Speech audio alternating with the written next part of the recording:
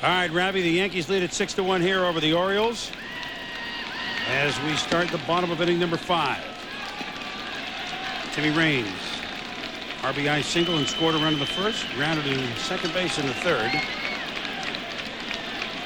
So McGuire has 20, Ray. What do you think? That's in danger, man. I've said it all along. Little looper over Alomar, base hit for Raines, his second of the night. And you know, the night we thought that we saw the 527-foot homer the night we were there and we showed that video. I mean, he just launched one longer than that over the weekend. He's unbelievable. Hey, speaking of guys that can hit, how about Tony Gwynn and the San Diego Padres against DL Bagwell and the Houston Astros? The Pods and Stros Sunday Night Baseball at 8 Eastern with John and Joe and respective leaders in their divisions. Tony Gwynn with 8 batting championships, and he could easily win number 9 this year. You know, and a little over 200 hits, he can get to 3,000 this season. He could do it. So he's missed some time already with the knee. You got to really be in there for 150 games to get 200 hits, even if you're. Oh, you do. You have to play every day and hit somewhere in the top 1 or 2, sometimes 3, but 1 or 2 in the lineup, and be on a very productive offensive club.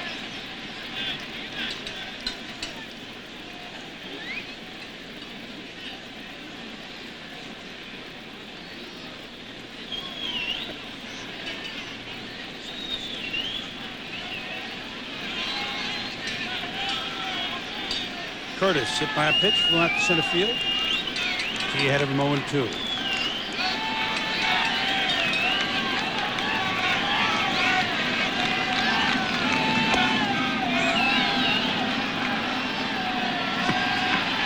Hammonds is there and right to make the play. Raines back to first base. And that'll bring up Jorge Posada, who is impressed behind the plate and who shot down the right field line. Was a 2-run double in the first inning. Well, you know, Chris, early in the year we were talking about how Joe Torre is going to play Joe Girardi 2 games and Posada 2 games, and actually Posada has now passed Girardi in games played. He's been in 25 games to Girardi's 20. This is Posada's 26th start tonight, and actually has 85 at bats now to Girardi's 64. So slowly but surely it's starting to turn more toward Posada. But I don't think it'll be a case where he catches 5 out of the 7 games this season. Probably not, but the way he's impressed, and everybody down there today was talking about this young man defensively. Offensively, he came in hitting .272 with 5 bombs and just 13 RBIs, but they talk about how well he handles pitchers and that outstanding throwing arm that he has. And it won't be long before Joe Torre eventually makes that transition. It may not be this year because Girardi is so good with the pitchers and they like him so much, but it's hard to keep a young player down when he's playing this well.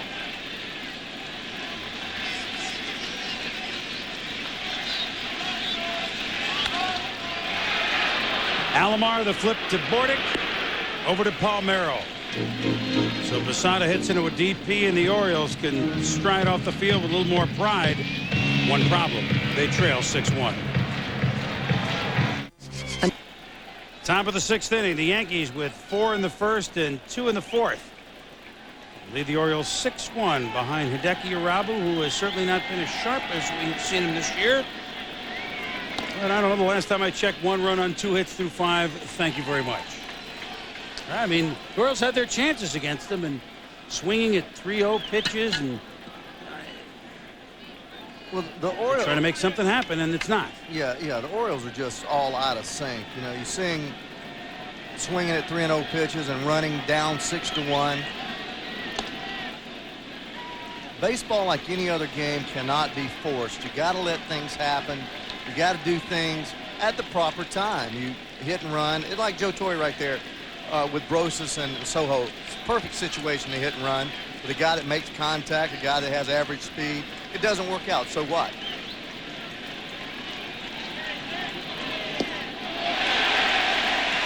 He hangs one and pulls the string on Rafael Palmeiro. Strikeout. for the first out of the inning. Let's go to Carl Rabbit.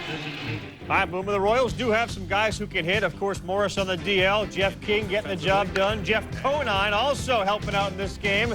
This double scores the veteran Dean Palmer. Right now, they are up 4-2 on top of the Indians. Back to you. All right, Carl, Harold Growing Baines, the 39-year-old DH who grew up, of course, in the Baltimore area and came back for another tour of duty with the O's. Robert was not allowed a hit since Ripken led off the second inning with a base hit up the middle. To prove it's a different night, Ray, he struck out what? Just 2 thus far. Going into the game, I mean, he's much more of a fastball pitcher. Well, he's actually thrown a lot of fastballs tonight, Chris. He hasn't located them as well. But coming into tonight, he had 30 strikeouts in 32 innings, almost averaging 1 per inning. That's what I mean. Knobloch, tough chance, too tough. Base hit for Baines. So as soon as we say that he hadn't a lot of hits since early in the second inning, a base hit for Baines.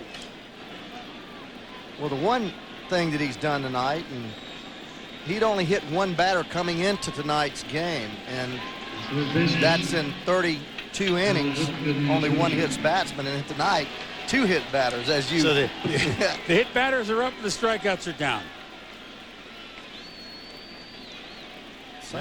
Something's bothering him. Yep. An equipment problem. Looks like his belt. Well, you hate when that happens. Don't tell me we have Dunlop disease. No, what that is. Eating too well on the food spread after the game. Yeah, I hate those belts. Those are the kind of belts that are elastic and they stretch, and they have terrible buckles on them. And there's a leather belt that I always wore, but they always issue that elastic belt. And you look right there, the buckle is so flimsy, the rivets are really thin, and they come apart all the time. So it's not Dunlop disease, it's just bad belts. In fact, he's lost 15 pounds from last year. I know it. It's the first time on national television that we here at ESPN, over our 20,000 sports centers, have brought to you live a new belt being put on. That's pretty exciting video, actually. We're going to go on our some of our fitness programs on ESPN2 in the morning. This copyrighted telecast is presented by authority of the Office of the Commissioner of Baseball. May not be reproduced or retransmitted in any form. Accounts and descriptions of this game may not be disseminated without express written consent, with or without a good belt. What happened to disseminated? I don't. I that word. I'm still befuddled. Here's Cal, 1 for 2, base hit in the second, flew out to right, and the third inning. For the Orioles, they face Andy Pettit tomorrow night.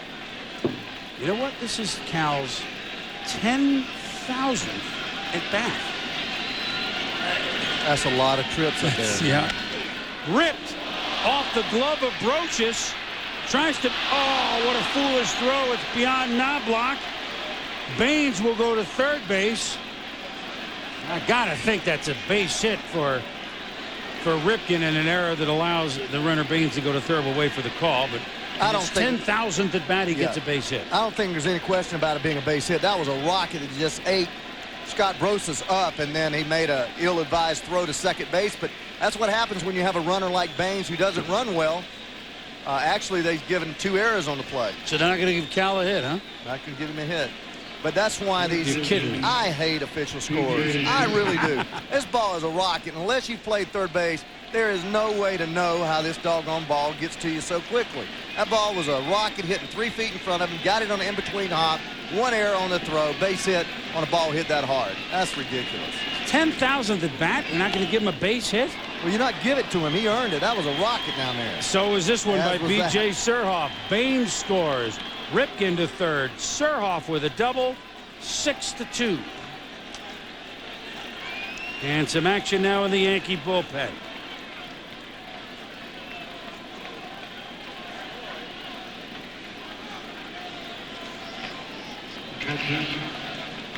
That's just. 2 errors to Brocious on that play. Well, there was no question with that one. Surhoff just bombed it down the line.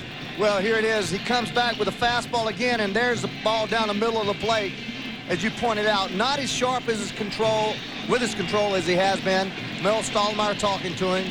Before the game, Mel Stottlemyre said the difference in Hideki Irabu this year, no matter what anybody says, is his command in the strike zone. Last year, he threw too many pitches, fat, right over the middle of the plate. This year, he's been able to throw the corners much better. Forget that his curveball has improved, his split finger. He's done most of his damage with his fastball, located. Darren Holmes, the one-time Rocky, is the right-hander, and Graham Lloyd, who came flying in from the bullpen last night with Jeff Nelson and really got the punches going. He went right after Benitez, who was serving a suspension. Lloyd will serve a 3-game suspension after Darryl Strawberry serves his 3 games. You cannot have 3 suspensions at the same time. Yeah, Lloyd's about the only guy that could match up really well with Benitez. Benitez about 6'6", 240, and Lloyd 6'7", 245. So well, they were 2 heavyweights going at it. I had a nice talk with Graham in the locker room before the game. This is Chris Hoyles, and I said, you know what? He says, yeah, I know what you're going to say. Australian rules football. It was Geelong against Carlton last night. I said, Geelong's my team. I'm glad you mentioned them. He said, yeah, it did look like a little Aussie football, didn't it? Soho near the stands. Ball curled back toward the grass. He made the play. 2 outs, and the runners hold. So here's where the Baltimore Oriole team, trailing 6-2, just needs a little excuse-me base hit, and they could be in the game. No question. And, you know, this makes me think about Mike Piazza. Not anything to do with Lenny Webster or Chris Hoyles, but a lot of times in this situation, a ball club needs a real boost, and Piazza's out there for the bidding. Certainly Angelos has the money to bid for him, and this would be the place that I would think Piazza would end up, only because of the fact that this team's struggling so much. And I remember when the Reds were struggling and the Dodgers were beating up on us in '77, they went out and acquired Tom Seaver in a blockbuster trade. Trading almost our whole minor league system. Steve Henderson, Norman, Zachary, Doug Flynn. We gave away all our minor leagues basically to get Tom Seaver, and because the Dodgers had jumped off to a 10-game lead. Nonetheless, we didn't catch him, but fastball swung on a miss by Mike Bordick.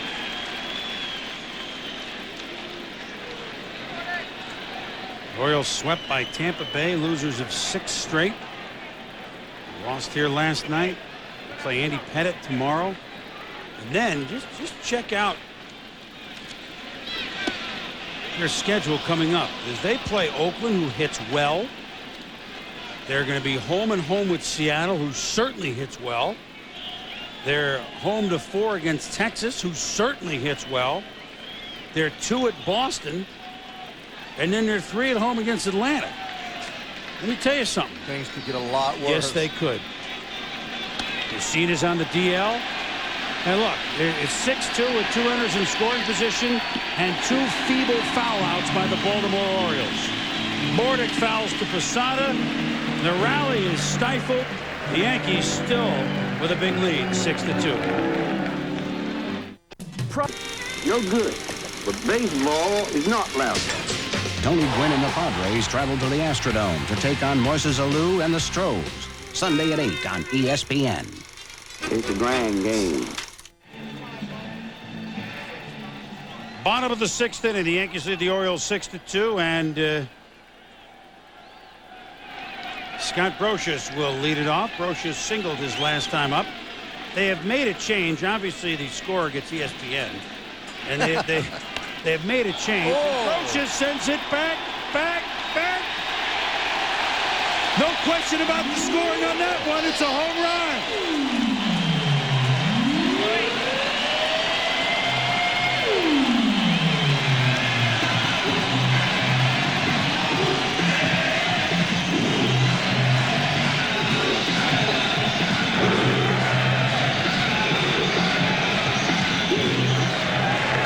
What I was trying to say is Brocious just celebrated he only got one error on the shot by Ripken. They've changed it to a single and a throwing error. He says, oh, okay, I only got one error. Here's a home run. Or maybe he hadn't been informed yet, and he was mad because he had 2 errors. Oh, yeah, well, then maybe they shouldn't tell him. Maybe they've changed the official score to 3 errors. Yeah, 2 on him and 1 on Jimmy Key. Right. Well, so the run that the Orioles are here scrapping and just trying to get a run. 1 pitch, 1 swing. It's now a 5-run bulge again for the Yankees. Grosh is his 2nd home run of the year.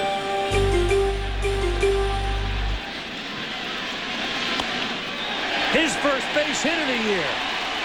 Luis Sojo in the rain is aboard. Grosh just wheeled on that, didn't he, Ray? Yeah, he did. He got the ball right where he wanted it. It had a little surprising power. Scott Brosius, no more for his glove, hitting well over 300 this year. Fastball right down the middle where you love to jump all over, and he did up there in that 2nd deck. That's right around 400 feet away. That ball is deep.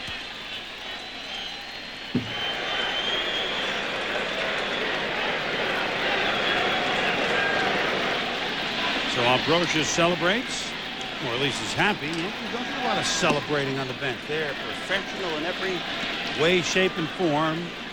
And here's Chuck Knobloch. Singled and scored in the 1st, walked and scored in the 4th.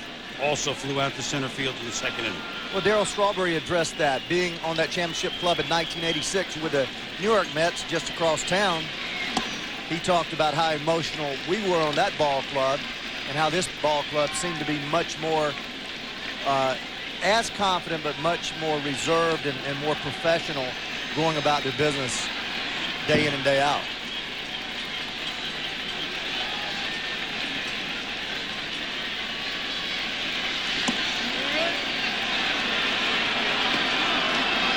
You wonder why Jimmy Key's still in the ball game, 7-2, as Baltimore starts to heat up their bullpen. It's just that they have not gone deep in very many of their games with their starters, and the bullpen has been so ineffective that you try to get as many as you can out of Jimmy Key in a ball game like this, and eventually hope that bullpen catches fire.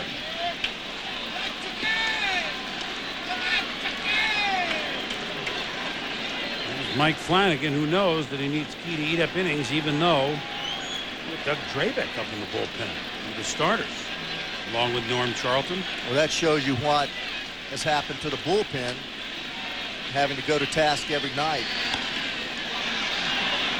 Little flare that Alomar goes out on. Hammonds comes in on, and Jeffrey makes a nice sliding catch. So Knobloch is retired, and here comes our man of the hour, Derek Jeter. Our Kelly Springfield Tires key plays of the game. Second man up for the Yankees in this ball game was Jeter. He hit a triple to score Knobloch in the 2nd inning. Hits a single in the 4th inning. Hits a double to right center. We saw a perfect game here on Sunday. Can we possibly see a cycle here on Wednesday? Only 218 cycles have been hit in the history of the Major League.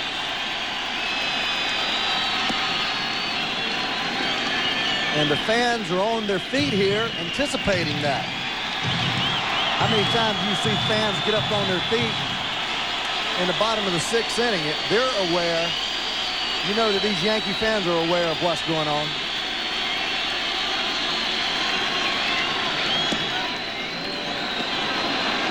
Strike call, 1-1. 10 Yankees have hit for the cycle 14 times. Bob the Man Musial has done it 3 times. Joe DiMaggio and Lou Gehrig have done it twice. Mickey Mantle, Bobby Mercer, Tony Lazzari. First one was a guy named Bert Daniels, Buddy Rozar, Joe Gordon, and the last one was Tony Fernandez. Get on any list with Gehrig and DiMaggio, it's okay. But Jimmy hadn't given him a home run pitch yet, but the count is 3-1. Maybe it's coming. Well, you can bet right here, 3-1. He's going to unbutton a couple buttons and take a rip if this ball is anywhere close. Got a 7-2 lead. Jeter's one of those players that does not play for himself, very unselfish, But right here, he's thinking one thing: get a ball in the area and take a big hack at it.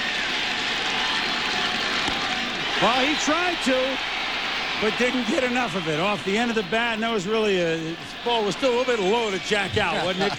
It may have been down. It may have been down just a little bit, but that 3-1 count was right where he wanted to be. And actually, that's about the same place the ball was that he hit the left field, but he chose the wrong place to do it. This situation, you got to try to pull the ball down the line. It's almost like a 3-0 count because you're not going to hit the ball out in center field, but he did. Looks like he just caught the ball a little bit, as you said, on the end of the bat. Tell you what, even watching him swing as Paul O'Neill comes up, base hit his last time up along with 2 strikeouts. Even watching that shot right there, looks more of a power hitting swing than we saw from the first 2 years.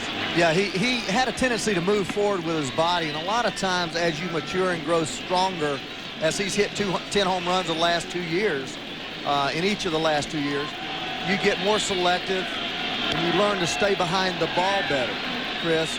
He moved forward a lot. He hit a lot of balls to right field, up the middle, just trying to make contact. With strength and confidence, you can become a home run hitter when you have his type of swing. He's got a slight uppercut, slightly long swing, and there's no reason why he can't hit 20 home runs or more.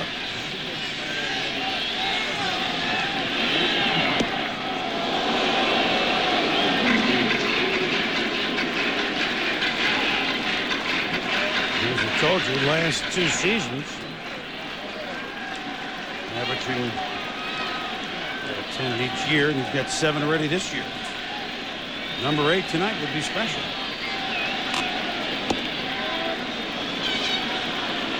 2-2 the count to O'Neill with Bernie Williams on deck. Let's watch what Jimmy Key does here. He's gone away twice with O'Neill and punched him out, actually called out on fastballs. Then he tried to get him inside. Again, he hit a P to right field. Now he comes back 2-2. I think he's going to have to try to go away with him one more time. O'Neill was ready for it. That plunks in front of Surhoff. Soho stops at second base. 2 men on for the Yankees with 2 outs. Well, that's why O'Neill hits 300 year in and year out. He knows now through the way that Key has pitched him through this ball game what he's going to get. As we see Miller come out, he looks for the fastball away, and here he goes. He gets it and stays right on it, puts his head on the ball, flips it out to left field, and that's why he's a 300 hitter. Jimmy Key had working away, and although he had to extend himself, look how he just put his head on that baseball and went to left field. So Jimmy Key will leave. He came in 9-1 in Yankee Stadium as a road pitcher.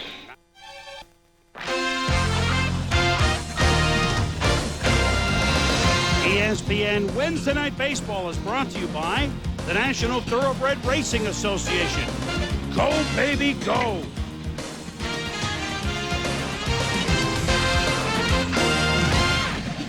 Back at Yankee Stadium, Jimmy Key has been knocked out by his ex-teammates. And now into the game for the Orioles, trailing 7-2, is a one-time nasty boy, left-hander Norm Charlton, who is not afraid to work inside, Ray. No, he's not. If there's anybody in the world that will nail somebody, it's Norm Charlton. You see there, he's been hammered pretty hard this year, 24 hits in 16 innings. But this man doesn't back up from anything, and you'll probably find out pretty quick if he's got anything in his mind about hitting somebody. Well, there's 2 guys on. His first deal is to get out of the inning. Yeah, it is. But Soho at second, O'Neill at first with 2 outs, and here's Bernie Williams. Yeah, they took a shot back. What, did he break his nose? Just recently, more fortunate than Mike Mussina, who had to go on the DL for the second time, and there's Key, done for the night. Charlton appeals over to Ted Hendry at first. He did not go. Jimmy gave up the 4 in the first inning and just never really had that real good changeup that he throws, and his breaking ball was not sharp at all. So they set on his fastball and actually just hammered him. 12 base hits in 5 innings. That's pretty serious offensive production. And that, you know, when I'm talking about Norm Charlton, he is known for just being a very tough competitor. and he would bust people inside. But he is another great professional, and not in any way am I saying that he would throw at somebody in this situation, but I know that he's not afraid to.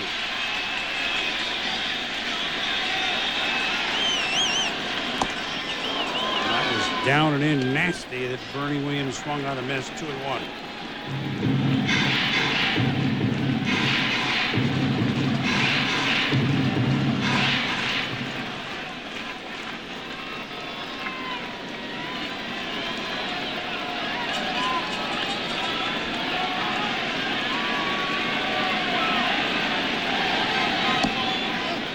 Pitch inside, 3-1.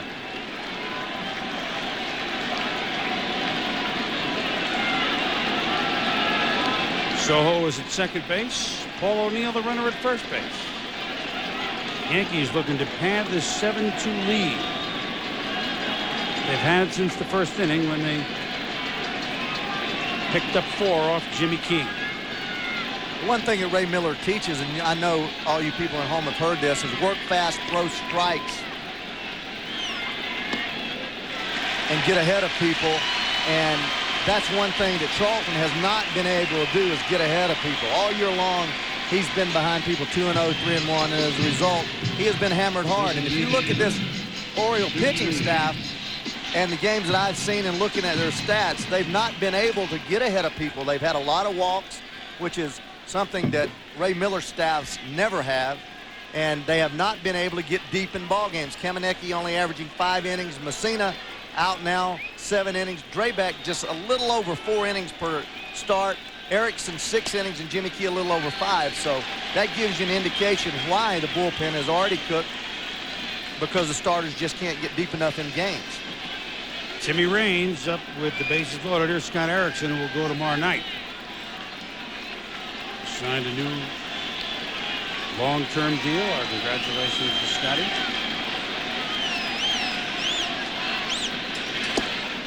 Raines looks at ball 2. So Charlton has come in, throwing 7 pitches, 6 of them balls.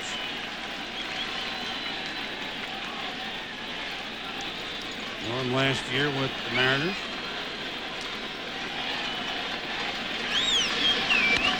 Ripped by Raines over leaping Bordick. Soho scores. O'Neill scores. 9-2 Yankees.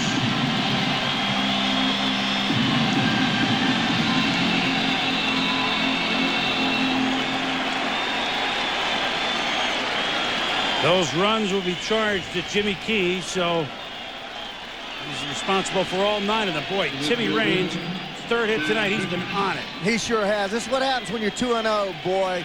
They just lay all over that fastball, and there it was right down the heart of the plate. When you have trouble throwing strikes early in the count, don't get ahead of hitters, then that doggone barn door just flies open and everything comes rushing out of there. I guarantee you, a hitter, big league hitters, when they're ahead in the count, are going to hit the ball hard if you throw it somewhere around the plate. 17 base runners tonight for the Yankees. 13 of them on base hits. Curtis behind 0-2. Derek Jeter, of course, is 3 of them, a single, a double, and triple. Looks like he will have another at bat. Bravo looking to win for the 3rd time against no defeats. Well, he just looks like he's always out on an evening stroll, doesn't he? Yeah. He doesn't even like he's broken a sweat. He works that gun pretty good. Very nice play, by the way, by Chris Hoyle. It was a nice play. He is an outstanding defensive catcher. As far as blocking balls, last year didn't make an error in 53 consecutive games. He's always been outstanding at receiving the ball and blocking the ball. But as we mentioned, his arm is just not what it once was because of those shoulder operations.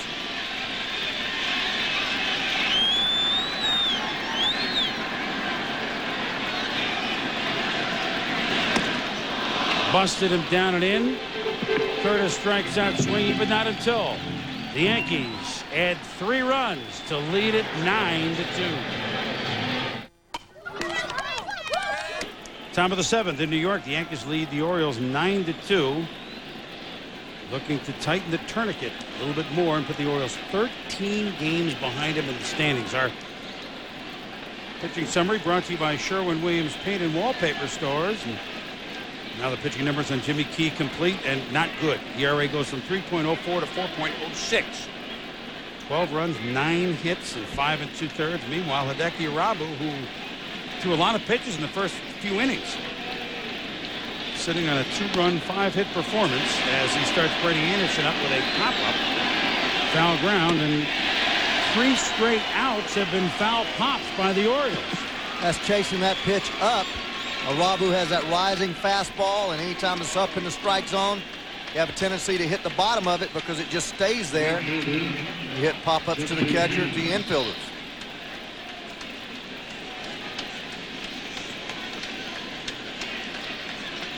Jeffrey Hammonds has been the one Oriole. Well, Cal has too. Hammonds and Cal have hit the ball hard tonight off Irabu. Hammonds with a sac fly in the first, a line out to Brocious at the third, a long fly ball out to Williams in center field. So here's when you know it's not going good. You rip the ball 3 times and you have no hits. Yeah, he has swung the bat well tonight, Jeffrey Hammonds. And again, the right center field. Bernie, oh, what a nice play by Williams to hold that to a single. And that is what I like about this ball club. 9-2, Bernie Williams busts his tail over there, gets to the ball, keeps the ball to a single, keeps a double play in order with 1 out, and lets Irabu know now, hey, I make 1 good pitch, I'm out of the inning with a double play. Great play right there. Watch how he gets a jump on this ball right here. Tries to catch the ball all out, and they play everything all out. Changes his angle just so he can stop the ball, and Hammond's really hustling hard, but could not make the turn to second base, and rightfully so. Well, that's one of the reasons as Robbie Alomar steps up, 2 walks and a ground out to second, that this Yankee team at 29-9, and when you talk about history of the Yankees, Ray, you talk about really almost the history of baseball. It's tied for the 2nd best start in franchise history after 38 games. Slow roller to Knobloch. Oh, that ball just rolled up on his arm. Now, that was a tough hop, but he'll have to get an error there. Well, not that tough a hop. That's a play right there where I think Chuck looked like he might have wanted to go to second base. Really, with the ball hit that slowly and the speed of Hammond, you have no chance to go there. Watch Knobloch here and let's see what he does. Ball's hit real slowly. Ball just comes up a little bit. What he did there, young people at home, is he set his feet. And his feet got to be like concrete. When you do that, your hands get hard. You got to keep those feet moving. Joe Torre out to the mound.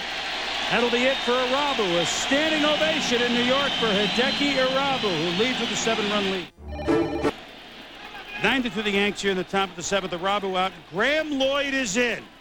And his performance last night, firing out of the dugout, was not lost on the Yankee fans when he came in. Swing of the first pitch is Palmeiro, lefty against lefty. And with 1 pitch, Lloyd gets Palmeiro, a dangerous hitter, to fly out to left.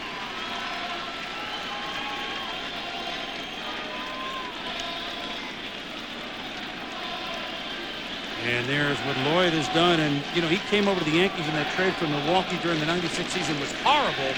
But in the World Series, changed everything around. He was tremendous in the pen. One of the big reasons the Yankees changed that series around. Had a big job in that Game 4 and the game the Leyritz won, you know, eventually tied with a home run. And he's been a valuable contributor to this club since. As Joe Carter is the pinch hitter at the plate. Righty for lefty. He'll pinch hit for Harold Baines. Just a freshman.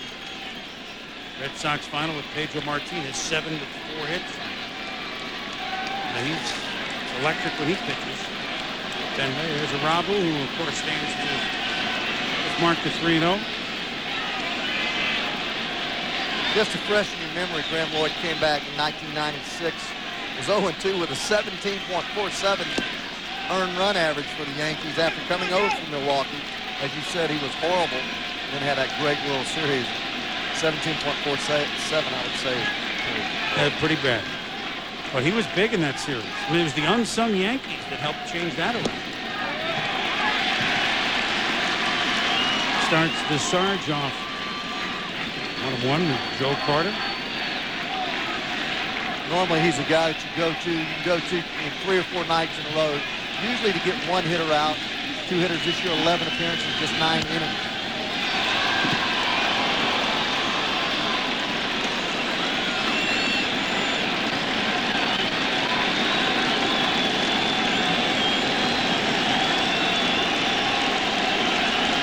Carter with 281. If you look at Rob with 281 lifetime home runs, 19 more, and he could get to that 400 plateau. Saw McGuire become the 26th man to get to 400. Joe Carter could become the 27th player in baseball history to get to 400 home runs if he has a 22 home run season. He has 3 right now. It's going to be hard for him to get that many at bats. That's one of the dilemmas that Ray Miller has, is getting Eric Davis and Joe Carter and Baines and Hammond and Surhoff and Anderson all in the lineup. It's very difficult to do.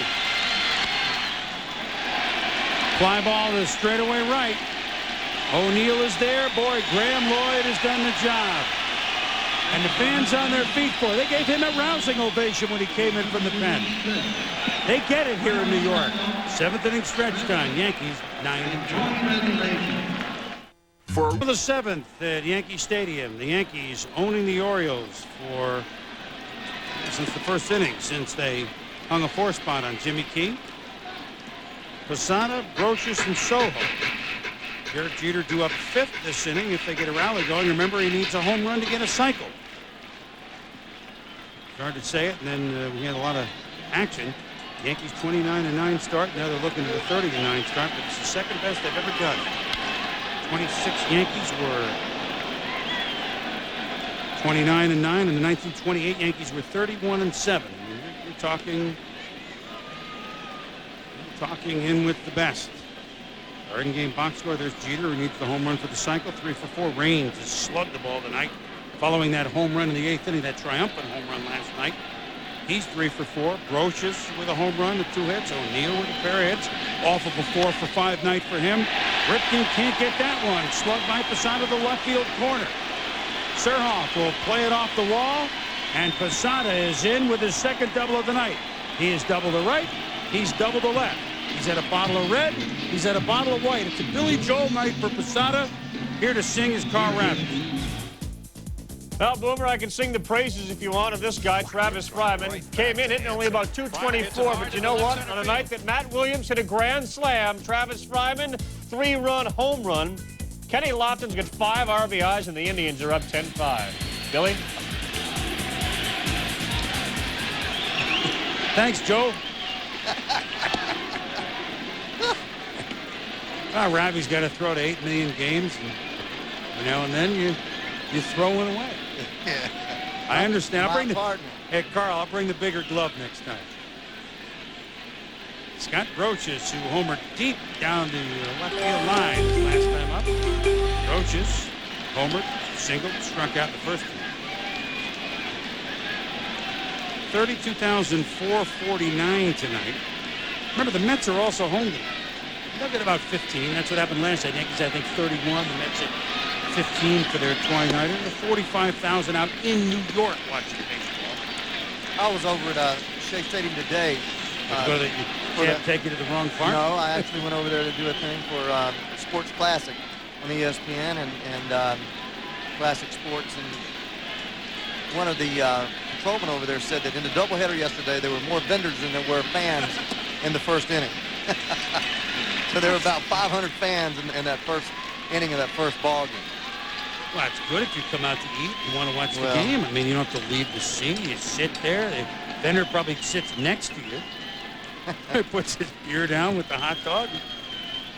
As you look at the finals, I told you, Matt Williams at the grand slam.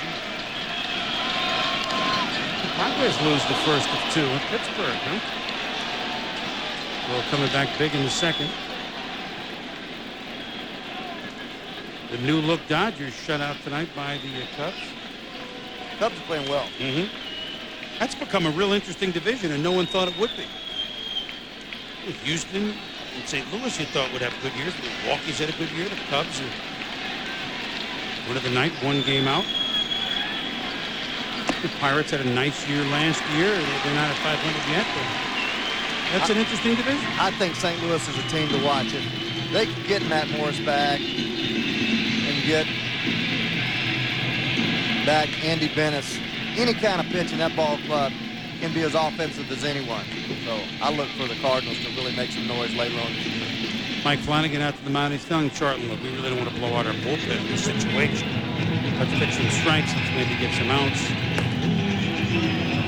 Bobby Munoz, one-time Yankee, who came in and his first pitch was hit by Raines for the home run last night. Right. Usually when the pitching coach goes out there, when a guy's walked a couple hitters or given up something, it's to tell him something that he's doing mechanical. Charlton obviously has struggled with his release point, throwing a lot of balls low. There's a couple reasons for that. You can have a tender arm. You can actually rush off the rubber. I hear more pitching coaches say, stay longer on the rubber. Don't push off of it so quickly. Well, Flanagan did his job in fly. Calm Charlton down, so just pitch some strikes. Let's get some outs. And Soho skies. There's one down. Well, Soho has always been a guy that goes up there swinging the bat. He's a lot like Sean Dunston in that respect. Very difficult to walk, so all you have to do is throw the ball somewhere around the plate, and he's hacking. And certainly, with only 10 at-bats coming into the night, he's going to be overly aggressive.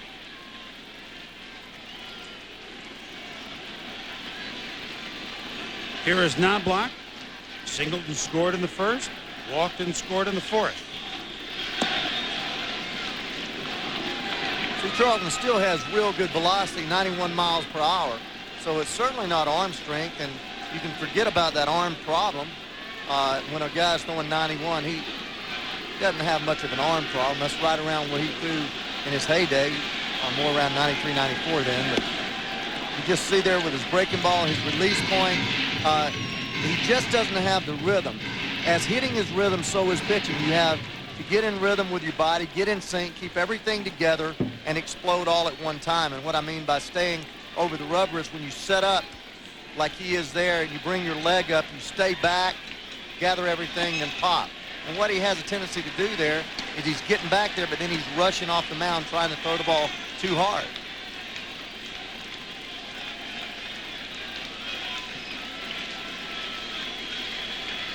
On deck, Derek Jeter took care of that hitting streak early in the night with his triple to extend the streak to 15. Then he singled, then he doubled. And we see the homer for the cycle. Here again, Charlton has gotten himself in a terrible situation, 3-1, great hitter situation. And if he throws this ball anywhere near the striking zone, Knobloch will hit it hard. He did not. So how about this? Not only does Jeter go for the homer, perhaps, for the cycle, if he gets it, it would be a granny. That's doing it in style.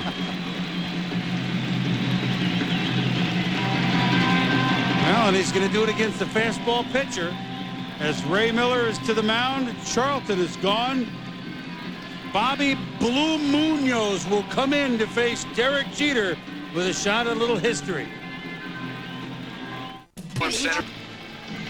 Bottom of the seventh, Derek Jeter. It'll be exciting if he can hit this one out of here. Only 10 Yankees have ever hit for the cycle. Bobby Munoz, once upon a time, wore these Yankee pinstripes. Came in last night, one pitch, Raines tagged him for a deep home run. Sacks full of Yankees. Posada, Brochus, Knobloch aboard for Derek Jeter. Only 218 times has anyone hit for a cycle in the history of Major League Baseball. Can this beat 219? Breaking ball, misses outside, ball one.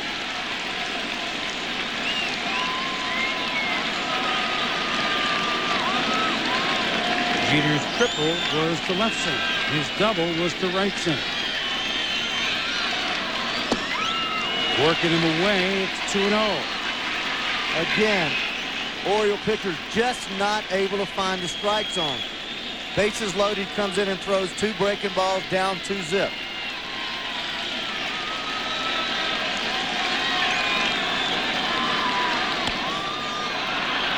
Ripken, Alomar, Palmeiro. So instead of the grand slam, Munoz comes in and certainly does the job, gets Jeter to ground into a double play. We head to the 8th, 9-2 New York.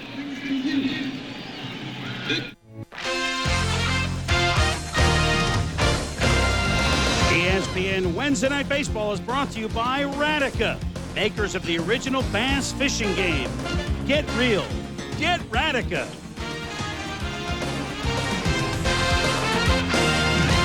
Well, the Yankees have been totally Radica tonight. They are eradicating the Baltimore Orioles 9-2 as we hit the top of the 8th. And, well, we've gone from Dave Schultz to Bob Kelly of the Broad Street Bullies. Graham Lloyd, who will serve a suspension over the weekend in Boston, has given way now to Jeff Nelson, who also was in the fracas last night. Yeah, he was, but Graham threw a little bit better punch than Jeff. Yeah, Jeff was, that was kind of a weak right-handed. But one thing about it, he was in there, wasn't he? Yeah, he was. That bullpen, they were all over it. And as you mentioned, as we talked about, Joe Torre going to. Oh, we're not on there. We weren't able. The dish heads heard it. We were talking to. Hey, if you're Joe Torre, you might as well use these guys, Ray, because I mean they're about to be sat down for 3 days. First Lloyd, and then a couple days Nelson. So let's burn them up. Here's our in-game box score for the Orioles, and except for the fact that Hammonds and Ripken have hit the ball hard. Of course, Cal, we should say, has 2 hits. Let's remember that scoring change. So that's 2 for 3 for Ripken.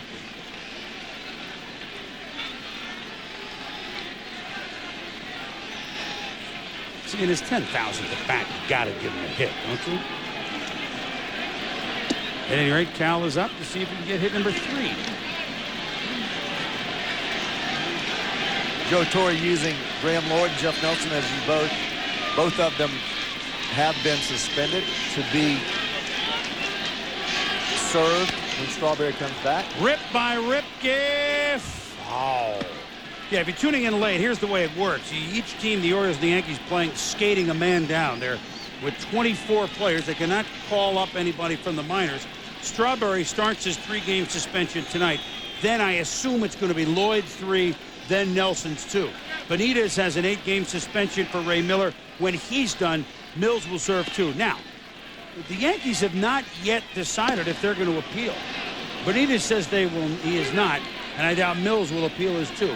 Strawberry or either of the other Yankees could appeal, you know. I don't know that they will, but Joe said, hey, they just found out about it when they got to the park at 5 o'clock. Strawberry was going to play anyway, so in case we don't appeal, might as well get 1 game out of the way right now.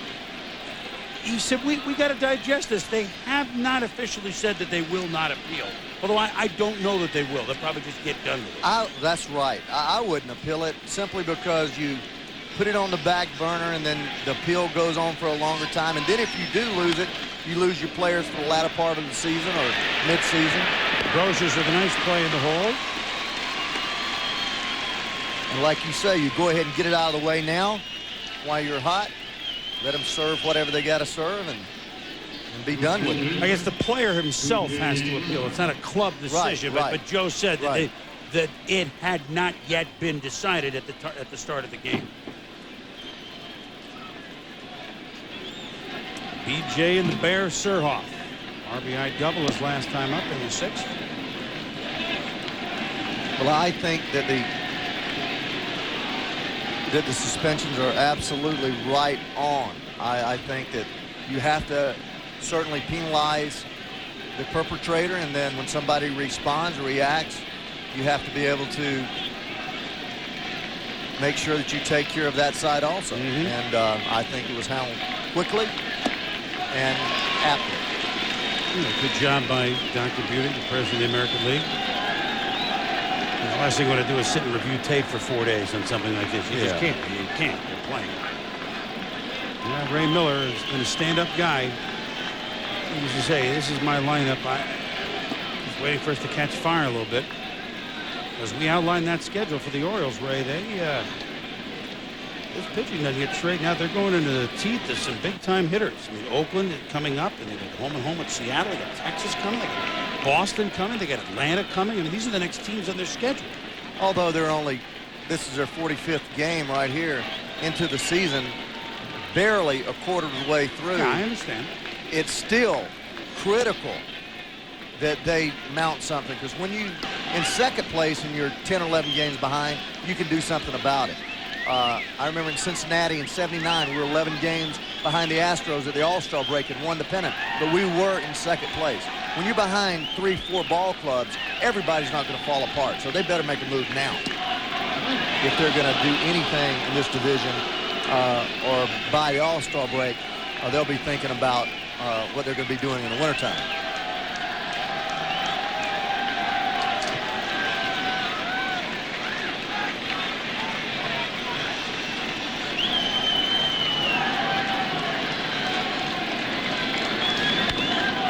Off the glove of Nelson. Oh, Jeter off a misdirect. The high throw, Soho off the bag.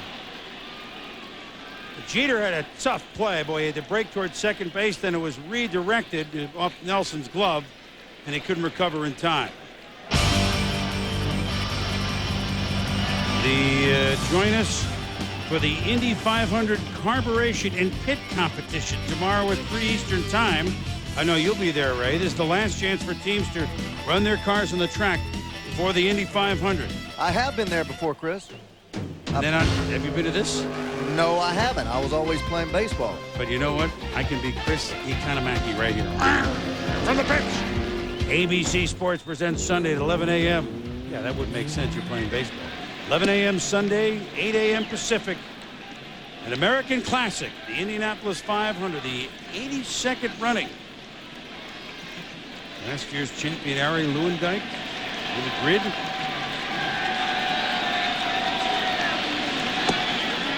But about Indy 500. seeing those carburation tests, I played in Indianapolis for 4 years when I was marred there behind Pete Rose in the early 70s, and I got to see the time trials and the carburation test there at Indy. The Indianapolis Indians were always out of town on that big race day, though. Fly ball to left field. Curtis coming on. Makes the play. Hoyles is done.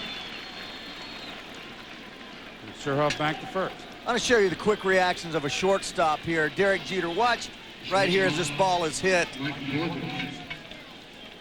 Look how quickly he moves to the left and then stops as that ball is deflected. Gets his feet set really quickly. And even if the throw would have been there, Surhoff, who runs very well, it would have been a bang-bang play. But really quick feet to play shortstop in the big leagues. Most high school and American League shortstops that are drafted as shortstops end up playing third base in the major leagues. Not too many people can handle the range and all the flexibility, the arm that it takes to be a major league shortstop.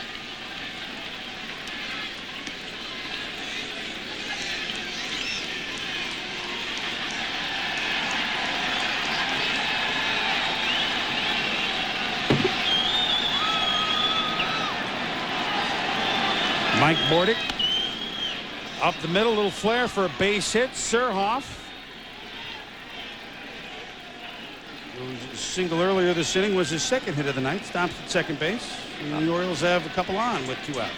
Chris, I want to make sure that I said American Legion. I didn't say American League. It sounded like I said American League, and high school and American Legion players that are drafted, or even college players. Knobloch was a shortstop at Texas A&M. There are a lot of people out there that play shortstop, but when they get to the big leagues, they're real quickly moved over to second, third, because all those shortstops are from the Dominican Republic, aren't they? Yeah, well, every one of them.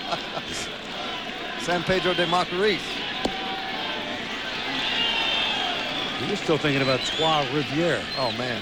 I played in a few places, man. There's a shortstop From that Havre de Grace. Yes, sir. It's right up the road. There's one that's not from San Pedro de Macorís.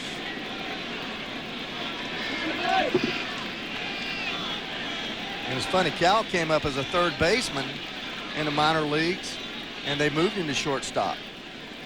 One good reason, Brooks Robinson was still there, and Doug DeCinces came along, and Mark Belanger retired.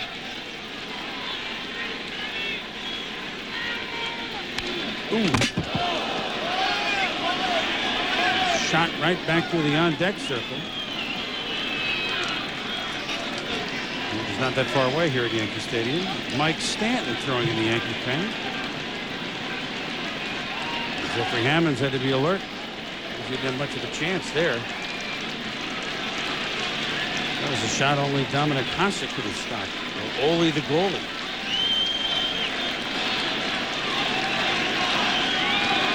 The Washington-Buffalo series starts on ESPN. So that's a tough call. That's a tough call, that series.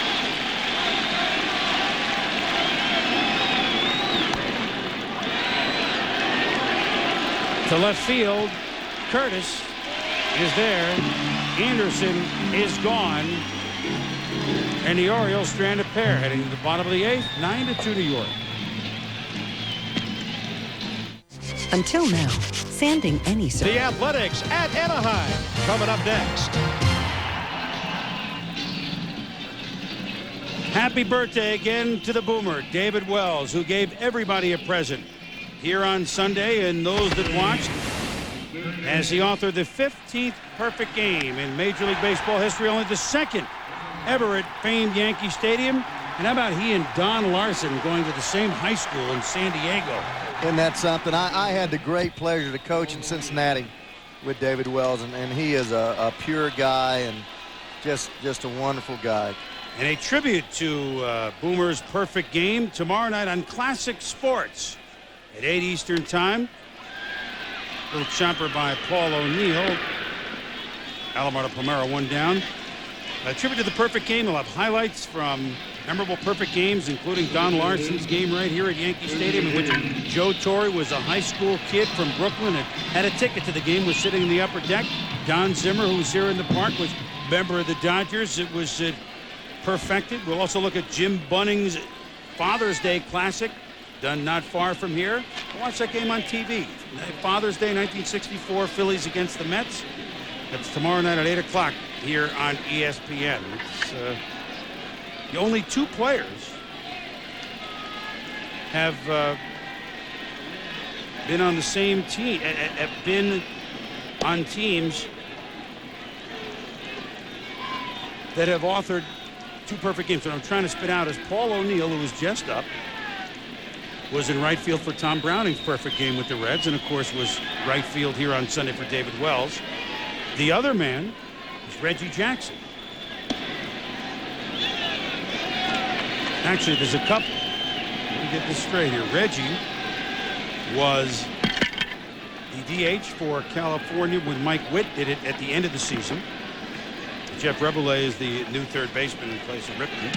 He was also in right field when Catfish Hunter had his in '68. But the one I like the most is Ron Hassett, caught two. Len Barker caught that one. And of course, now as I feverishly go through my notes, I'm doing this all off the top of my head, I can't find the other one that the Babe caught, but I will in a minute. Must be on my O'Neill page.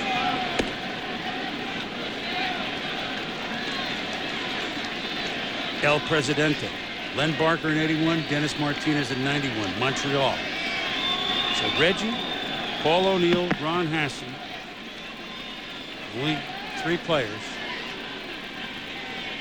who have been on the side with which their pitcher had a perfect game. That's pretty exciting. Bernie Williams walks. I finally spit it out. Here's Carl Ravage. All right, Boomer, they came in tied with 16 home runs apiece to lead the American League, but A-Rod has gone yard twice, and he has 18 now, too shy of the Major League lead behind McGuire, who took the night off. Boomer, Billy, the Billy Joel reference. Yeah. I feel like, well, trying to spit that one out, it was like Captain Jack Rabbit.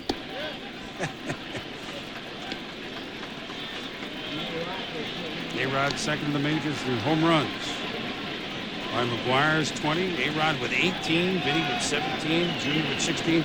Now here's a little trivia note about the batter Tim Raines. He was one of 8 players that was in the majors when we did our first sports thing that's still playing. Another guy in the park tonight, Jesse Orozco, was active when we did Sports Center #1 on September 7th, 1979. I know you're wondering, Ray. As I said last week, this is the time of the game when you unload the closet. I know you're wondering who the other 6 were. You're doing it. Dennis Eckersley, Ricky Henderson, Paul Molitor, Dennis Martinez, and Mike Morgan. My closet is now empty. That was the old sneakers that were in the back that were stinking up the closet.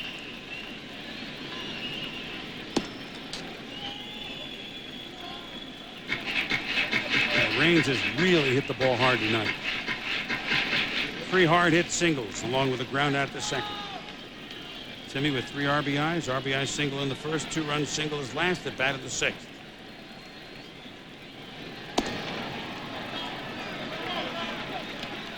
I asked back to the perfect games. Asked Don Zimmer how many no-hitters he'd seen. He said, I don't know, 10, 11, 12. Come on, Zimmer. It's a lot. Hey, he's been around longer than anybody.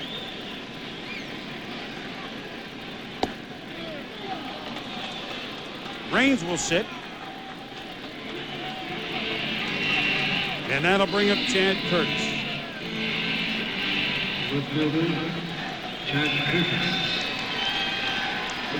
Bernie Williams, runner at first base.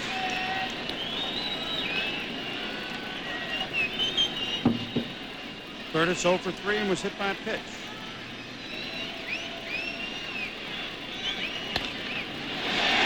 And Curtis hits one down the right field side. Bernie can fly. Here's the Reeves being held up at third base as Hammonds went over pretty quickly and got the ball over to Robbie Alomar. Randolph went way down the line and decided to hold up Bernie. So a double for Curtis and the 22nd Yankee base runner tonight. 22 base runners, Ray. Well, this is an offensive machine. Munoz throwing the ball real well. Chad Curtis breaking ball that just hangs and stays right on the ball, drives it down that right field line. With 2 outs, Bernie Williams running as hard as he can, as he always does. Remember the play in center field here? Only a real good throw to the cutoff man. Stops him at third.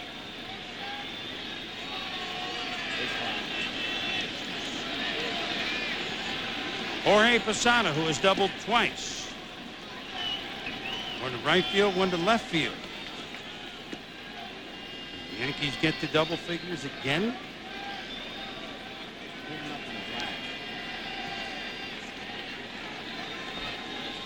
If I'm not mistaken, Chris, this is Don Zimmer's 50th year in the big leagues. Yes, it is. Is that right? That's what he told me.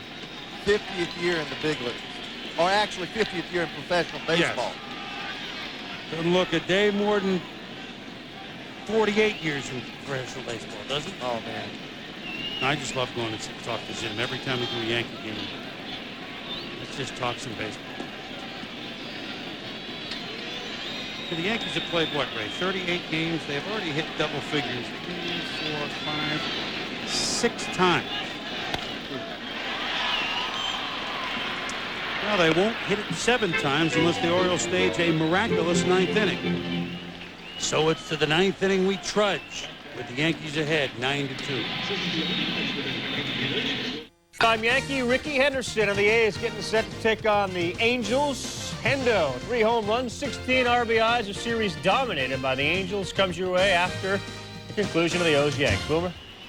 All right, Carl, 9-2 the Yankees here in the top of the 9th, and the Yankees, if people forget that they started 1-4. 1-4. But they're about to go 29-5 since that 1-4 start, Ray, included, in which was a 22-2 spurt. Here is Darren Holmes. So Joe letting everybody work in the bullpen tonight. Darren Holmes came over from the Colorado Rockies, and after being admonished a little bit by George Steinbrenner, immediately pitched very well the next few outings. Well, he has a real good curveball, probably as good a curveball, true curveball as there is in the game.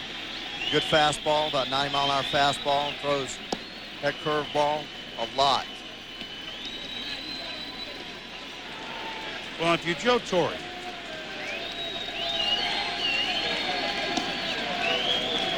Yeah, Gene Monahan, Yankee trainer, Don Zimmer. Yeah, they got 2.5 weeks to figure out that Belmont. if you're Joe Torre, what do you really? I know it's only 39 games, but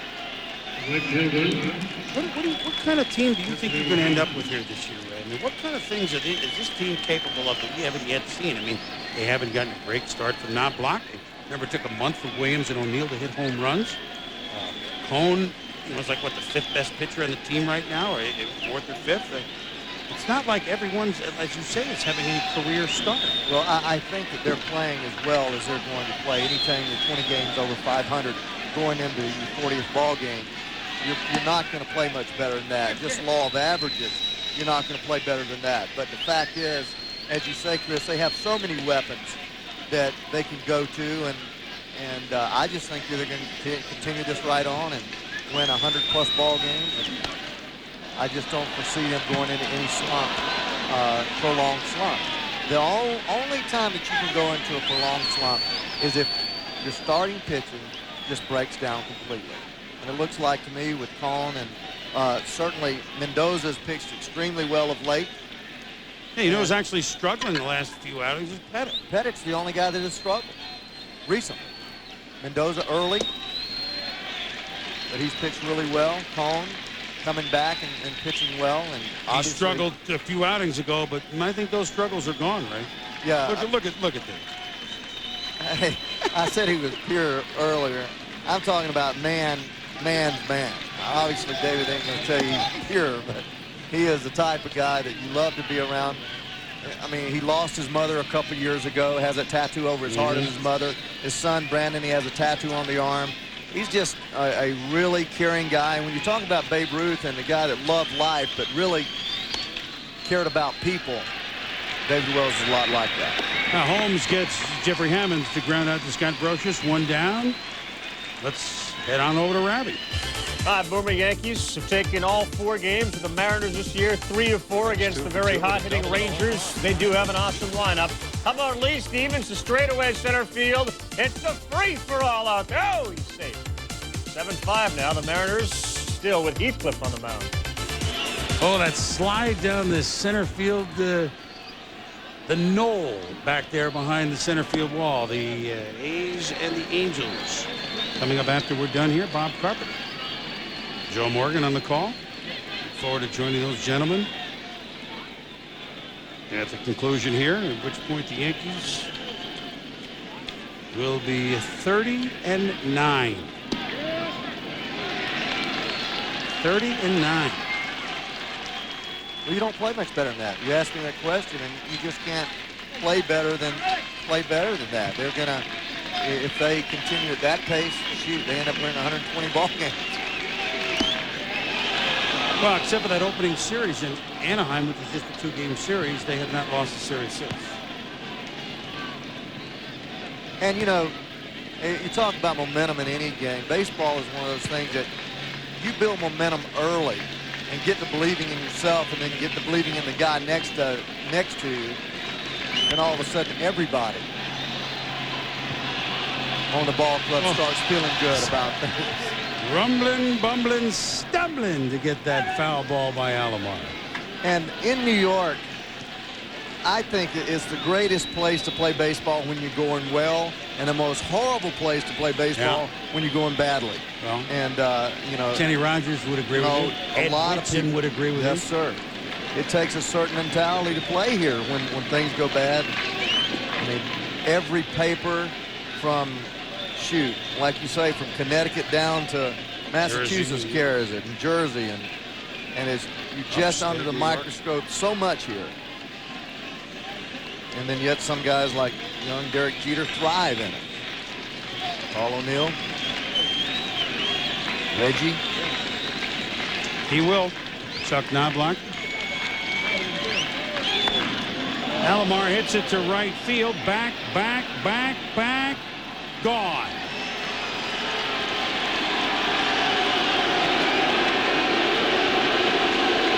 As you see right there, you listen to all those boos. That's for Darren Holmes, just because he struggled so much this year. I think they also boo Robbie. They've been booing him. He's now become a target of the boo birds just because, hey, he's on the opposition with whom we had a fight, and he, you know, embarrassed himself a couple years ago. I only say that because when I was in the New York Mets, as we watch here, this is just a fastball, nothing fastball right there. We call it a BP fastball. And Robbie, for such a small guy, just generates really a lot of bat speed. But when I was with the Mets in '84 and '85, Chris, I struggled so much that I got booed every time I walked into the on-deck circle. And, I mean, it was horrible. And I one time broke out in almost hives and didn't even know why, but it was such a thing for a guy that's been tough mentally to experience just negativity all the time. And you know, they pound you when you're going badly. And I was really a half a player. Whoa! Here's Palmeiro. Back, gone.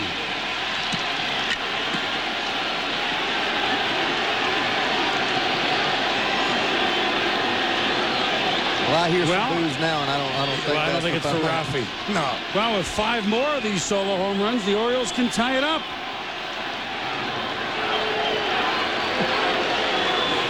Alomar hit his 4th, and Palmeiro has hit his 8th. Well, remember the last pitch? Remember this, the catcher sets up inside, same spot, right down the middle of the plate. And as you say, the big league hitters, if you throw it down the middle, I don't care how hard you throw it around knee high to thigh high, they're going to hammer it. So he goes to the breaking ball. Facing Joe Carter, who came in the game to pinch hit last time up. Bat for Harold Baines.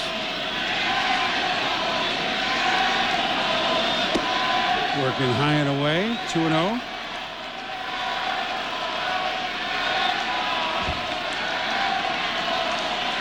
They're chanting something around here. They're chanting. I'm trying to figure out what it is. I can't figure it out either. Rivera up in the pen, and Joe really doesn't want to use him. He won't use him in this situation. It's going to have to be where that time runs at the plate. But they have 3 more solo home runs. Right. Speaking of Joe, it was in his office before the game, his brother Frank. Great to see him, obviously. Carter fouls it out of play. Looking so well. 2 years ago, I saw Frank Torrey, and you knew he had a lot of problems, and that much documented heart operation that Joe talked about it with such emotion, going through that World Series and dedicating that World Series to his brother Frank. And now Frank today out here all tan, looking great. Looked good, looked real good. This one a little farther toward the foul pole, but see, Joe's just exhibiting what happens when you don't play every day. I've never seen him hit the ball that way so often. Granted, he's getting older, but this is what happens when you start becoming a part-time player. You lose your timing, and it's so tough to get that timing back. Then you start fouling off pitches that you should hit.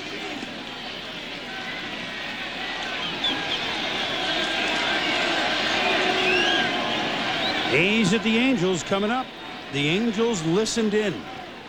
We'll be tuning in when we get done here in New York. Ripped by Carter. Oh, what a play by Jeter from his knees. Whoa. Safe. Oh, what a play by Derek Jeter.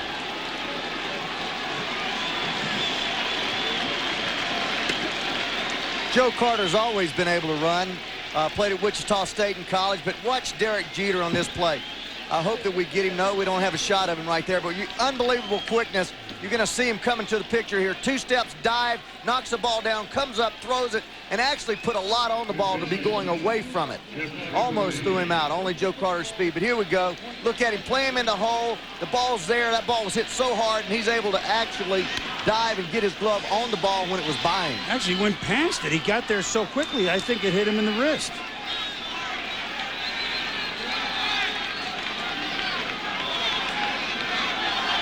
Jeff Reboulet came in the game, defensive purposes for Cal Ripken. Gets his first at bat. 9-4 game now. Here you see this ball right here. He does what he does there, that's just a reaction play, Chris, and he did get past it. But obviously, when you leave your feet, your glove is just going to be somewhere out there. You don't have the control over it as you have when you're on your feet. And he dove and extended as far as he could and made a great play, but almost made it a tremendous play. And I saw him shake his head almost like, boy, I should have made that play. I like that. The great ones do. They expect to make every play.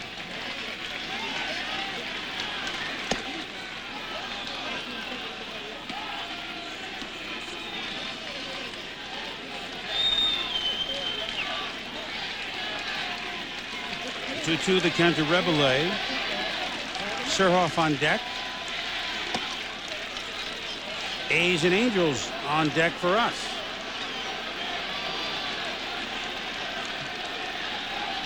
Darren Holmes really struggling here in the ninth inning.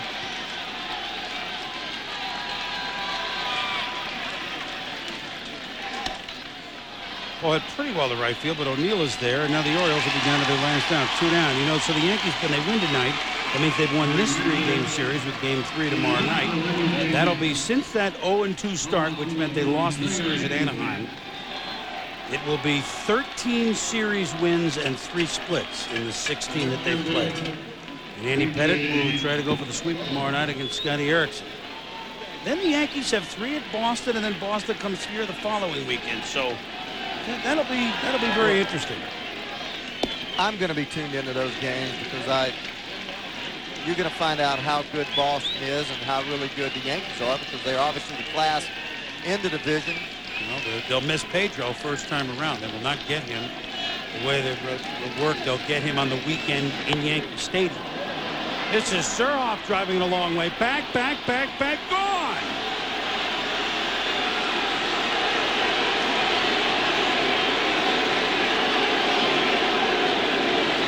Joe will give him one more hitter. He'll give him one more hitter to try to get that third out, because he does not want Rivera in this ball game. There you see Mel Stottlemyre go to the bullpen and see how close he is. Generally what you do in the dugout, your pitching coach, you communicate with him as a manager and you say, listen, as we see Surhoff here, again, where's the pitch? A little bit better pitch, a little more down, but still over the heart of the plate, a breaking ball that didn't do anything. But to finish my thought, Chris, is the pitching coach, you tell the guy in the bullpen, just get loose. Just get loose a little bit. I don't want you hot. I just want you throwing. And then read the inning. And then they just go out there and he gets a little loose, gets a little warm, and then eventually he calls back and says, hey, you got to get hot. So now Rivera is getting warm to get coming to the ball game. Underway in Anaheim, no score, bottom of the first, and Chris Coyle swinging through this one. It's 0-2. So as poor night it's been for the Orioles, they do at least hit 3 home runs in 1 inning, which doesn't happen very often, but the Baltimore Orioles are about to lose their 23rd of their last 33 games. And the Yankees are about to up their mark to 30-9.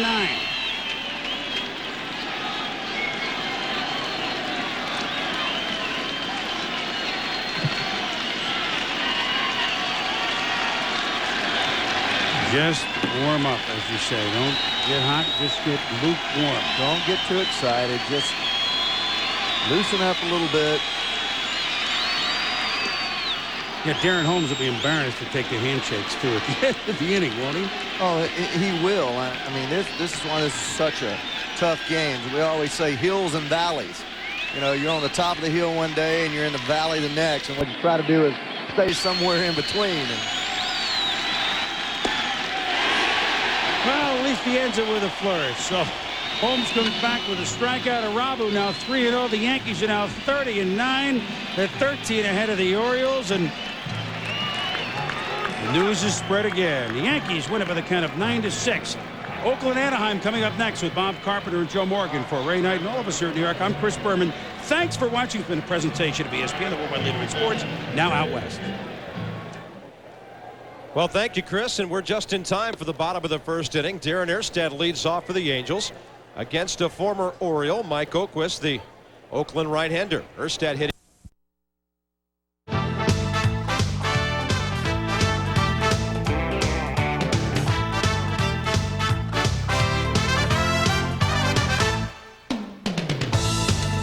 This is the Jeep and Eagle post-game report, and it's brought to you, as always, by your Tri-State Jeep and Eagle dealer. There's only one Jeep, and it's only at your Tri-State Jeep and Eagle dealer. Well, the Yankees continue to pound on the Baltimore Orioles in every way. 9-6 the final tonight. Darren Holmes made it a bit interesting with the 3 ninth-inning home runs, but Hideki Irabu wins it. He's 3-0. His ERA moves up a notch to 1.4. Jimmy Key gets hit early, and he takes the loss, his third, and he still has not won a game in the month of May. Hi, everybody. I'm Al Troutwig, back in our studios down the hall from the Pete Sheehy Yankee Clubhouse. And the media sensation that last night's riot created here tonight was something of note before this game got going. But George Steinbrenner spoke to everyone. All the members of the media said while he may have disagreed with the suspensions, he wanted the teams to move on. Ray Miller and Joe Torre exchanged thoughts. Ray Miller apologized on behalf of his team. And the Orioles, who now have lost 7 straight games, have to deal with a situation that their pitcher last night put them in, where they have to basically defend him on the field, but not in the clubhouse, where they don't agree what he did. So the suspensions for Darryl Strawberry began tonight, and for Armando Benitez. Meanwhile, Tino Martinez missed this game tonight because of the bruise on his back, making it very difficult for him to move his right throwing arm. The Yankees started the pounding of the Baltimore Orioles in this one early, and that's exactly what you'd want to see from this team after last night's fisticuffs. It's the Discover Playback Payback as prepared by our own Michael Cooney in the truck. It's Derek Jeter in the first inning with a triple off of Jimmy Key. This guy has it zoned in. Chuck Knobloch comes all the way around to score, and the Yankees, after watching the Orioles put up a run in the first, come right back to tie it at 1. But they kept on coming. After getting a second run, Jorge Posada goes down the line. Wasn't sure it would stay fair, but it did. And it turned into a 2 RBI double off of Key. That gave the Yankees a 4-1 lead. In the third inning, with the bases empty, we focus on Hideki Irabu. B.J. Surhoff can't deal with that. We didn't see the best overpowering stuff from Irabu, but 6 1/3 worth of good. Derek Jeter's RBI double scored Chuck Knobloch. He had a single in between those 2 hits, so he'd have 2 at-bats later on to go for the cycle, but wouldn't get it. That made it a score of 5-1, and the Yankees needed these runs. In the 6th inning, Scott Brocious, a solo home run off of Jimmy Key. That made it 7-1 Yankees, and that was the game-winning run. Because, as we told you, the 3 home runs and 4 runs by the Orioles gave them 6 runs on the board. The final 9-6. Still to come, Michael Kay will come out of the Yankee clubhouse to file his report. But right now, we take you back for an update on what's going on elsewhere at the MSG Sports Desk. Well, Al Troutwig, the Boston Red Sox, they've apparently gotten through the little swoon. Pedro Martinez went to the mound tonight, picked up his 5th win in the major leagues, in the American League, that is, against no losses Mo Vaughn. Homered save number 17 for Gordon. It was the Bo Sox with a 6-2 win over the Chicago White Sox. Checking the rest of tonight's American League scoreboard, it was Toronto with home runs from Canseco, Cruz Jr., and Gonzalez in a 9-1 romp of Tampa Bay. Speaking of romps, Kenny Lofton had a big night as the Indians beat up on Kansas City 14-5. Detroit and Minnesota, they got together and are still playing in Tiger Town. Slugfest there. Damian Easley with a home run. Detroit with an 11-9 lead in the 9th inning. More slugging going on deep down in Texas. A-Rod with a home run, his 18th of the year. Seattle and Texas tied at 7 in the 7th inning. One other American League game just underway. Mike Oquist going against Kenny Hill. Oakland tangling with Anaheim in Disneyland. Well, it's all over at Shea Stadium. The New York Mets go down to defeat after last night's doubleheader sweep. Reds come back, hang tough. They pick up an 8-6 win tonight out at Shea Stadium. Edgardo Alfonso had a chance to be a hero, but grounded into a double play with the Mets down 7-6 to end the home 8th inning. Elsewhere tonight in the National League, scoreboard looks like this. Doubleheader for San Diego and Pittsburgh, and a split. Pirates 5-2 in the opener, and the Buccos lose the nightcap by an 8-3 count. Arizona beat up on Sabsac, Florida tonight in Miami 7-3, the final in that one. Houston and Montreal, a tight one as usual between these two. Houston prevails tonight. Billy Wagner with the save in a 4-3 win. No home runs for Mark McGuire, but Ron Gant and Gary Gaetti had 2. St. Louis with an 8-5 win over Philadelphia. The Colorado Rockies, they couldn't touch Kevin Millwood and the Atlanta Braves. 5-1 the winner down at Turner Field. San Francisco leading Milwaukee in the ninth 4-2. Oral Hershiser helping his cause with an RBI base hit. And Kevin Tapney with a 3-hit shutout this afternoon as Chicago beat the Los Angeles Dodgers 5-0. We'll go back out to Yankee Stadium after these commercial messages.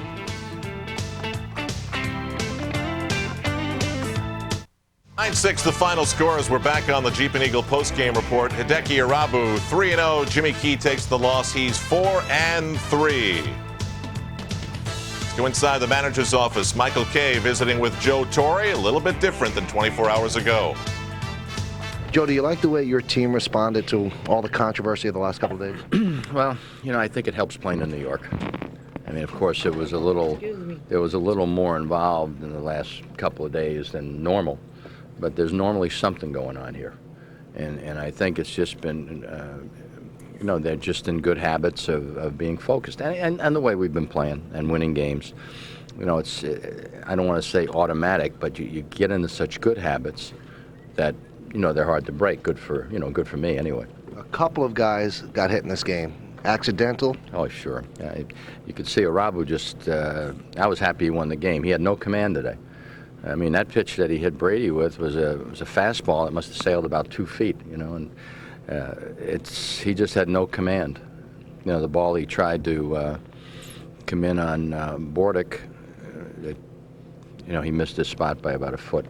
No, we're not. I mean, that's nuts. Our concern is winning games, and he's not about to do that. How about Tim Raines? Seems like every night he gets big hits. Tim Raines is a professional player. And he comes up in situations that really helps when you're used to coming off the bench to hit in key situations. Get a couple of big base hits. He opened it up for us with the 2-run base hit in the last time up, or next to the last time up. It's it's a good club. It's a nice field. It's a good balance. Soho got his hit. I'm not sure when we get Intino back. Maybe a few days. So it's just nice to have a club that has been down the road before. I think that helps. Time now for Michael Kay's Clubhouse Report, brought to you by the New York Marriott Marquis, Broadway's biggest hit. Michael Kay in our studios now, and George Steinbrenner was talking to everybody today. It's always fun to watch him work a room, and there was Derek Jeter standing in the back as George was talking to all the writers, and he said, "You tell him the way it is, boss man." I guess he feels pretty comfortable with himself. He is very comfortable these days, and he's becoming more of a leader in the clubhouse as well. You really do see him grow up over these 3 years. He's been amazing. I think 15 games in a row he's hitting now. He put a lot of extra buzz into this game, came to the plate twice with a chance to hit for the cycle. And we'll talk to him later about what his thoughts were on that, but he did tell me he has not hit for the cycle since Little League. Tim Raines said no, there's no carryover, from last night and all the adrenaline to that first inning. But it just seems so amazing that the Yankees could strike so hard against Jimmy Key early and not have some sort of carryover. Well, I don't know if it's carryover. What really impressed me is that they didn't seem to be affected by it. They didn't seem tentative at the plate. They didn't seem too anxious. This is such a professional team. They seem to know what to do and how to do it, and they stay so even-keeled. They're almost like silent assassins. They just don't get too loud. They don't get too quiet. They just do their job. They really wear different kind of pinstripe suits, but they attack it like businessmen. In the meantime, this was supposed to be one of the Yankees' biggest rivals in the American League East, and the Orioles you pointed it out, we showed it, Robbie Alomar not running out a ground ball, the little things that allow teams to win. I am amazed at the way they play. Brady Anderson hit a fly ball to right field, and when Paul O'Neill caught the ball, Brady Anderson was halfway to first base. And there are some teams in baseball that run out everything, and that is a reflection of the organization and what the team feels about the game. The Minnesota Twins are not a good team. They run every single ball out to first base. The New York Yankees are a great team. They run every single ball out to first base. To see guys jogging to first, that's awful. I mean, it's an indictment of the team. And when you talk to guys on the team, I know you've been talking to them, and I've been talking to them. A couple of people have told me there's 13 free agents on this team, and all they care about are themselves. The Orioles got 3 home runs in the 9th inning, and it just didn't matter. The Yankees had 9 runs. Now let's go back to the story of Derek Jeter. Mike, he's been hitting with power. He's been hitting to every field. He's been hitting inside pitches, outside pitches. Everything's working for him. Well, it seems like it's a great matchup, he against Key, because Key tries to get you out if you're a right-handed batter. Outside corner, he just takes it the other way. And I asked Derek Jeter about going for the cycle today. Derek, were you aware of the fact that you were home run away from the cycle? Yeah, you saw the last 2 at bats, didn't you? So you were trying to hit it out? Yeah, I was. That was what my problem was, trying to hit a home run. Do you feel like you're locked in now, like you have been at no time this year? WFU. Put that mic down a little. Thank you. Thank you, WFU. Well, I've been having good at-bats. I've been seeing the ball well. You know, if you can stay back and hit off-speed pitches as well as fastballs, then I think you're kind of in a groove. So, you know, I just try to take it day by day. Actually, I don't try to think about it too much. Have you ever hit a cycle at any level? I think in Little League. I was thinking about that. I think in Little League I did once. So you wanted this one bad? Yeah, I tried too hard, I think. How's this team playing right now? It seems like even yesterday wasn't a distraction today. Is that accurate? Well, we're playing well. I mean, it seemed like we were just getting all the breaks. We're hitting when we need to. We're getting timely hitting. We're playing good defense. Great pitching. And Rob will pitch another great game. So, you know, anytime you have that combination, you're going to be successful. It's going to be tough not to get overconfident, Derek? I don't think so. I think you can be very confident without being cocky. I don't think our team is cocky. We go out there, we feel like we can win every game, and, you know, we're very confident. I think that helps. About the focusing, you know, If you notice, the reporter from Michael K's alma mater got a little lesson in clubhouse lineage with the microphone there. Some rude people in there today. Get that mic down, FUV. And Derek Jeter, he's just cool in every respect. Guys never admit that they were trying to hit a home run, and there he is admitting he did it twice. You know what's amazing about Jeter, and I don't know if he said this to you yet, but you see him grow as a player. And this year in spring training, he came up to me and he said, I just want you to know that I'm going to be a better interview this year. I haven't been giving it my all. And he's so much of a better interview. He's improved in every aspect of his game. He's amazing. You see him in the offseason. He takes a few swings, then goes into the house in front of the mirror and practices answering. All right, meanwhile, last night, New York was watching Graham Lloyd dive into the entire fracas and try to challenge Armando Benitez after he had drilled Tino Martinez. As a result, the fans saw their new matinee idol. He was a huge hit when he came into the ball game in the 7th inning with 2 outs, and we're going to listen to how the New York Yankee fans, we're going to show you what he did, first of all, in the 7th inning, coming in, getting the job done. Getting Rafael Palmeiro with a soft fly ball to left field. And then he has to face Joe Carter, who's pinch hitting for Harold Baines, and he's got a cutter now that makes him effective to righties, and that one was out on the outside part of the plate, a backdoor slider, and he got him to pop up to right. Another easy fly ball, and a huge ovation for Graham Lloyd. That was even small compared to the ovation that greeted him when he came into the ball game, just first step out of the bullpen in left center field. How about George Steinbrenner before the game today telling everyone that would listen that Graham Lloyd used to play Australian rules football, and you know that's a very tough sport. So right. Graham Lloyd becoming a cult hero in New York. Let's go into the locker room now. Once again, this is Michael K's conversation with Graham Lloyd. Graham, are you afraid that you might be becoming a cult hero in New York? Why would I be afraid of that? Was that a pretty nice feeling jogging into that ovation? It was very nice. It's not reminiscent of when I first came to New York, that you might not say. Now what do we talk about? You know what's great about I know what we have to talk about. The suspensions are one thing, but what about the fines? Do we know what they were? We know what they were, and I'm going to spring it to you. I was asking around trying to find out, because you figure they're going to be significant, because you want these people to really feel it, really want to hurt. 5 or 10,000. Well, no. Don't even guess, because you'll be shocked. The suspension fines, and now you do get paid during a suspension, which is ludicrous in itself, but Darryl Strawberry and Graham Lloyd were fined $1,000. And Jeff Nelson was fined $500.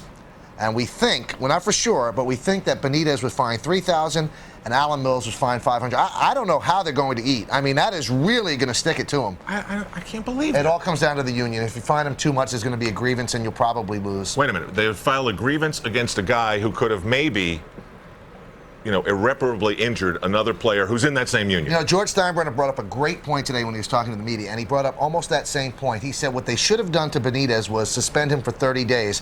He said it would have been very interesting to see if the union would have appealed, because Benitez was being suspended because he almost killed a guy from the union. So what does the union do in that sense? I think they still would have appealed. And Mike, the thing that bothers me about it is, A, he did it twice. And B, this is not a guy who has lived off great control. His control has been a problem, and he throws the ball as hard as he does. That close to Tino Martinez with maybe, this much margin for error? Well, that's not enough for me. I really think, Al, and I truly believe this, that nothing is going to be done tomorrow, and I was pretty sure nothing would be done today. Arabu said to me just before that he was warned. So the pitch that hit Brady Anderson was totally just a lack of control. Yankees will pay them back, and the Yankees said that almost to a man in the clubhouse before the game that this is not over. They will not forget this. And yet the best way to deal with this team is just pound them into defeat like they did tonight. Well, they've done that, but I don't think they think that's enough, because Tino Martinez Joe Torre said will probably be out a couple more days. They've got to get the swelling down. The x-rays were negative, but he's got a big bolt between his shoulders, and it's going to affect his throwing. And this guy is arguably the best player on the Yankees and their top run producer, and this team will not forget that Tino Martinez was drilled for what they feel is absolutely no reason. And the impressive thing is, most of the Oriole players felt the same way. Because of last night's fight, I had some fun earlier in the broadcast with the Colonial Little League in New Jersey. I'm sorry, I was only kidding. They had some problems there. And why do you do this? It's America's #1 Little League. It really is. Colonia, New Jersey, #1. When we come back, Hideki Irabu's night. Not his best stuff, but enough to get a win. 3-0 is his record. 9-6 is the final score. The world is at your fingertips, and so is Globe Motor Car. World-class styling just around the corner. Come in and experience the all-new Globe Motor Car with our newly expanded showroom, sales, and service center. Let us work with you to find the best deals now.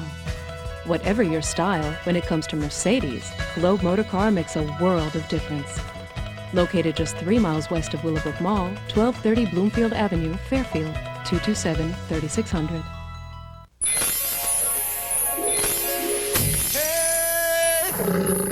McDonald's is going wild over the opening of Disney's Animal Kingdom, Disney's most adventurous theme park ever, and so will you.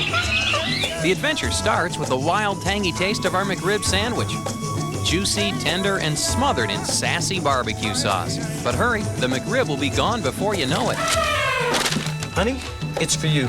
Did somebody say McDonald's?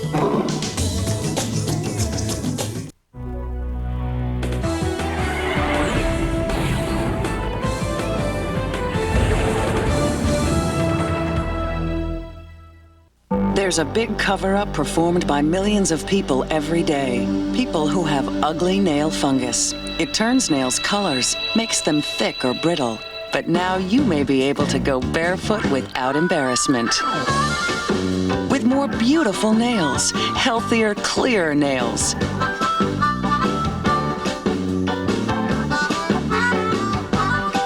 You see, nail fungus lives deep under the nail at the base. That's why it's so hard to get rid of. But by calling this number now, you'll receive a free video and learn how it may be possible to get beautiful, healthy nails back. Because today, your doctor has effective treatments that attack the fungus right where it lives. So call to uncover the truth about nail fungus and get your free video on nail care and treatments. The sooner you call, the sooner you may be able to go barefoot without embarrassment. You have been watching the Jeep and Eagle post-game report, brought to you by your Tri-State Jeep and Eagle dealer. There's only one Jeep, and it's only at your Tri-State Jeep and Eagle dealer. Back on MSG, the Yankees continue to roll. They beat the Baltimore Orioles deeper into last place in the American League East, 9-6. Hideki Irabu goes 6 1/3. Didn't seem to have all his pitches the way we've seen in his prior 5 starts, and he does allow another earned run, and that's double what he's allowed in any of his other starts. Here's Brady Anderson, the second of the Orioles that he hit tonight, but nothing like last night after the hits. There just was no intent that was as obvious as last night. Here's what Hideki Irabu, through his interpreter George Rose, was saying to Michael Kay. Was he worried that when he hit Brady Anderson, they would think that he was throwing at Anderson? アンダーソンにぶつけたときにわざとだと思われるのかという心配あったのか。そうですね。まあゲーム前からちょっとしたそういう意味での緊迫感っていうのがあったんでね。決してわざとじゃないし。Yeah, we talked about that before the game and everything, and I was aware of that, and it definitely wasn't intentional. So. Is he happy with finally getting a lot of run support? 今点数のサポートがあって嬉しいか。もうそれは。Yes. Yes. Michael getting the English from Hideki Irabu. Yes, you can get out of him. So what did you think we saw? Just one of those starts where he didn't have his best stuff and was able to pitch through a little adversity? I thought that was one of the good things. You got to see how he handled these situations in a much better season than last. Well, this is the first time this year that he has not had great command. I think he still had decent stuff, but he was way outside. The splitter was in the dirt rather than being caught low. And I think it's impressive that this is a pretty good hitting team, the Orioles, and you don't give up the game. You just keep yourself in it, and that's why he's different than he was last year. So, Mike, let's go back to the suspensions for a moment. What did you think about the way they balance out? Well, I think the Yankees, ironically enough, get hurt more than the Orioles because of the way it breaks down. Graham Lloyd is really needed against the Red Sox because he can combat Mo Vaughn maybe in the 6th inning. Well, he's not there. And Jeff Nelson really hurts the Yankees if you lose him in the last 2 games in Chicago because he's so effective against Bell and Thomas, 2 right-handers. So the way it breaks down, other than the Strawberry one, although Strawberry might hurt in the first game in Boston, he's great against knuckleballers, and he'll have to sit against Wakefield. He wouldn't have started tonight, so it really was a 2-game suspension of Strawberry, and you have Tim Raines. But the way it breaks down with the 2 pitchers, it does hurt the Yankees more than it hurts the Orioles. And I think Benitez should be out until Tino Martinez is healthy and available to play. Yes, it's an 8-game suspension, but it is going to also include the number of games that Tino Martinez misses. What do you think about that? I think that's a pretty good way to look at it, but there's so many conspiracy theories then, though, that you don't know exactly if they suspend other people like that, they might keep people out of games longer before they start suspensions. But one thing that was pretty interesting is one of the Orioles told me, without naming him, he said, things like that, if you hate somebody that much, he said, why do it out on the field? Let's go underneath the tunnel and go. He says, unless you do that, then you really don't want to get at somebody anyway.